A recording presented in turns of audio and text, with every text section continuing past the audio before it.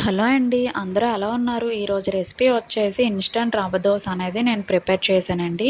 మనకి హోటల్ స్టైల్‌లో అదే టేస్ట్‌గా క్రిస్పీగా ఆనియన్ రవ్వ దోస అనేది ఎలా ప్రిపేర్ చేస్తారని మనం ఇంట్లోనే ప్రిపేర్ చేసుకోవచ్చు.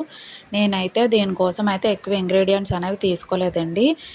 పావు కప్పు గోధుమ నూక, ముప్పావు కప్పు బియ్యం పిండి, ఒక కప్పు మైదా పిండి, కొద్దిగా జీలకర్ర, సరిపడా ఉప్పు, 4 కప్పులు వాటర్ యాడ్ చేసుకొని అరగంట పాటు పక్కన పెట్టుకున్నాను. దీనికి కాంబినేషన్ అనేది కొబ్బరి చట్నీ అనేది ప్రిపేర్ చేసుకున్నానండి.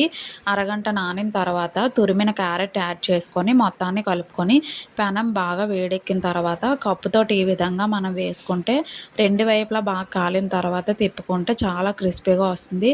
నేనైతే ప్లెయిన్ దోస, రవ్వ దోస 2 ప్రిపేర్ చేశానండి. ఎలా ఉందో కామెంట్ సెక్షన్‌లో మెన్షన్ చేయండి. నాకైతే టేస్ట్ అనేది సేమ్ హోటల్ స్టైల్‌లోనే వచ్చింది. మీకు కూడా నచ్చినట్లయితే కంపల్సరీగా ట్రై చేయండి. Please like, share and subscribe friends. Thank you for watching. Bye bye.